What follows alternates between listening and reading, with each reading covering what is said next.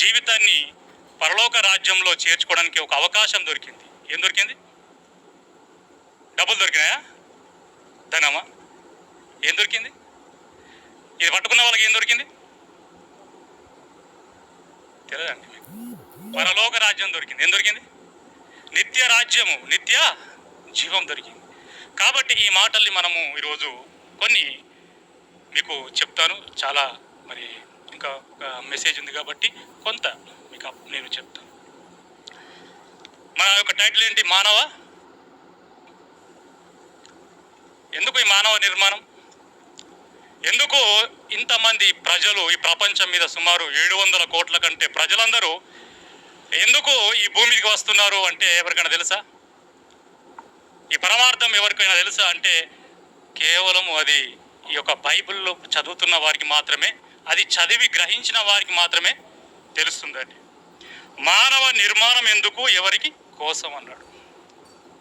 మొట్టమొదటిగా మనం ఆలోచిస్తే మనము ఎలా నిర్మింపబడ్డాము అనేది ఆలోచిస్తే చాలా అద్భుతంగా ఉంటుందండి బైబిల్లో.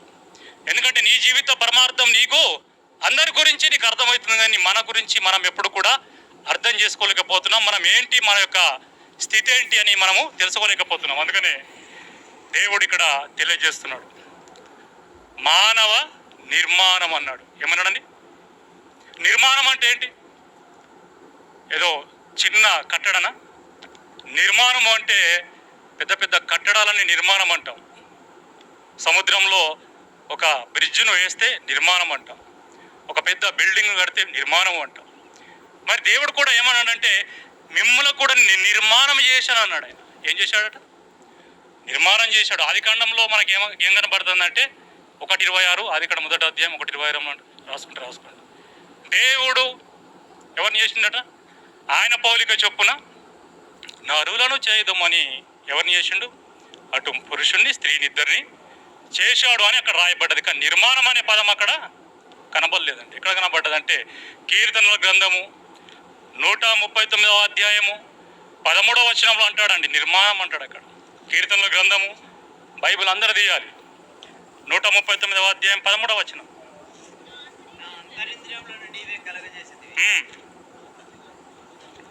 నా తల్లి గర్భమందు నిర్మించిన వాడవు నీవే, నన్ను కలుగా చేసిన విధము చూడగా భయమును ఆశ్చర్యము కలుగుతున్నది. ఎప్పుడైనా ఆలోచించామండి? నీ పుట్టుక గురించి, నీ నిర్మాణం గురించి, అన్ని నిర్మాణాల గురించి. దుబాయ్లో ఒక కట్టడం ఉంది, బుర్జ్ ఖలీఫా గురించి. దాన్ని ఫోటోలు తీసుకుంటున్నారు, దాన్ని ఎంతోమంది దాన్ని ఏం చేస్తున్నారు, షేర్స్ చేస్తున్నారు, దాని గురించి ఎంతో మాట్లాడుకుంటున్నారు. ఒక కట్టడ గురించి మాట్లాడుకుంటున్నాండి. కానీ నీ కట్టడ గురించి ఎప్పుడన్నా నువ్వు తెలుసుకున్నావా? నేనెంత గొప్ప నిర్మాణము అనేది తెలుసుకున్నావా?